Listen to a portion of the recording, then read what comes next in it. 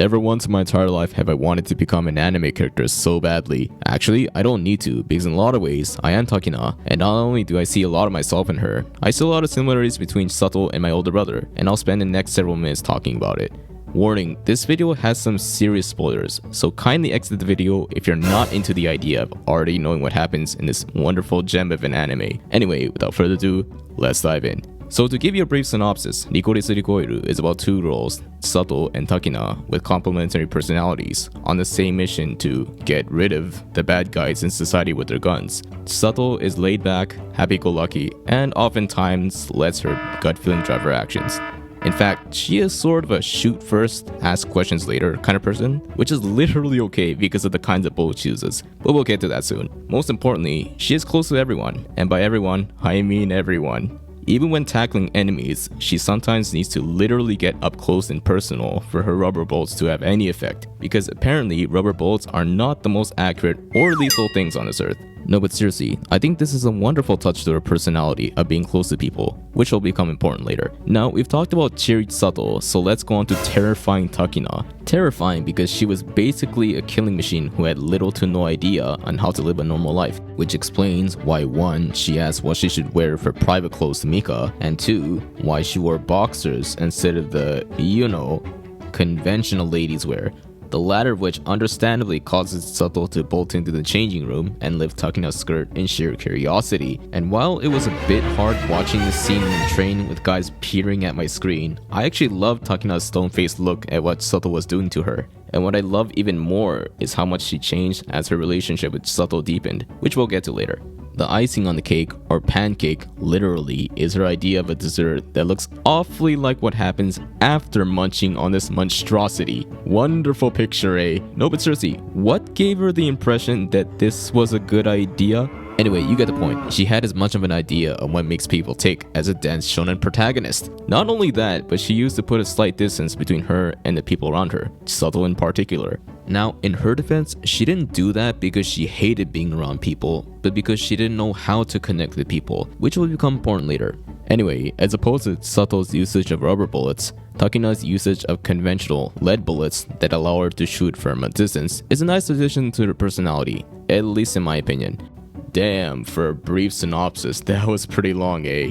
Yeah, I often end my sentences with "a" and yeah, you can laugh. I guess living in Canada has sure left its mark even 17 years after coming back to Japan. Anyway, let's talk about the similarities between this anime and my real life. As I mentioned in the intro, I see quite a few similarities between Takina and I. Though I did not have the good idea of making a literal poopy pancake platter, I was as much as dense as her when it came to connecting with and understanding people, especially when I was a youngster. I suddenly feel old saying that. Anyway, I remember during my middle school years, I had very few friends because again, I had no idea on how to connect with people. Interestingly, a classmate named Shelly still somehow thought it was a good idea to open up to me regarding her problems. To put a long story short, a pretty girl in my school and I started to chat by email and then really chat on MSN Messenger, if anyone remembers using that. Now, honestly, I was baffled back then.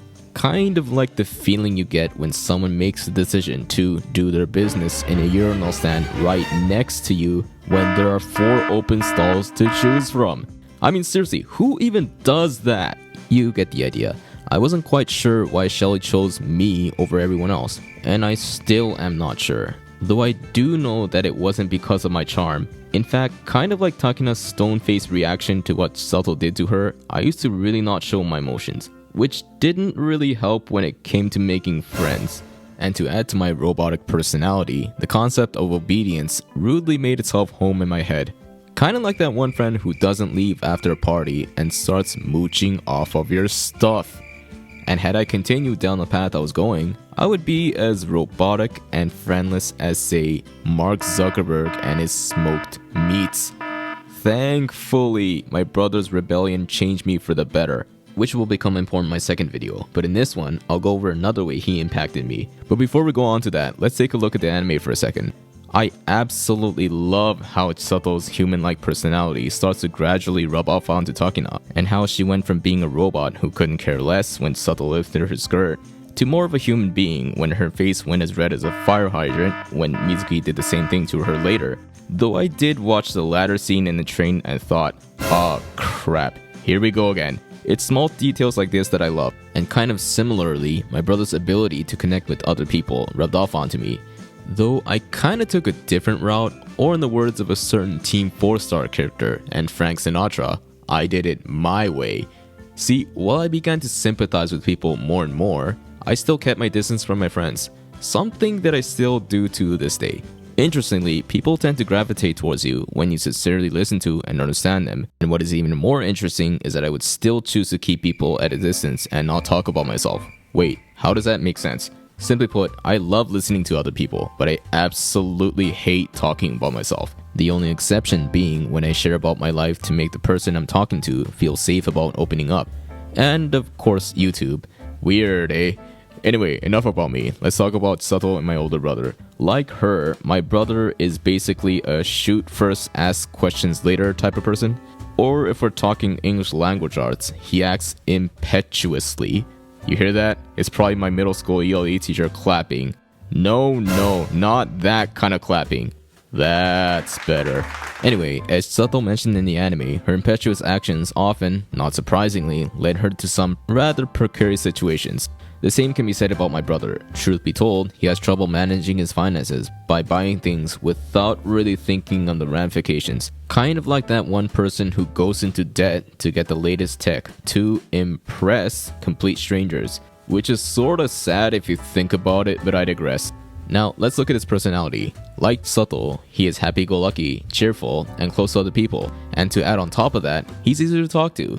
It is no wonder why he has so many close friends. Now, although this may sound like a good thing, and it is, don't get me wrong, there is a problem to his Chisato-like happy-go-lucky personality. The problem being mood swings. See, he has a hard time controlling his emotions, and ends up doing and saying things without really thinking of the consequences, which in turn has led him to hop from job to job. And the fact that he has trouble budgeting makes an already bad situation a whole lot worse. And this is where I come into the picture and offer to help him when he is short on cash.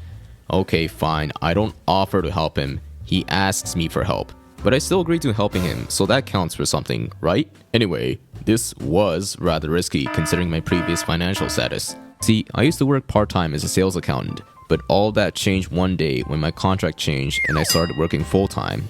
Then one day, I watched episode 9 of this gem.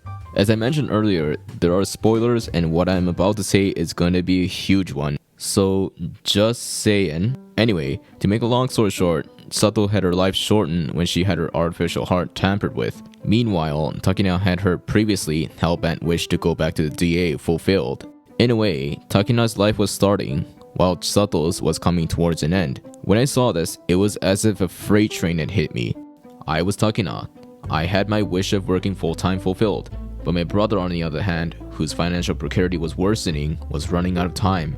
Just like Chisato. Now, why is there a gap between our situations? That is a good question. A question I'll go over in a future video about this wonderful anime.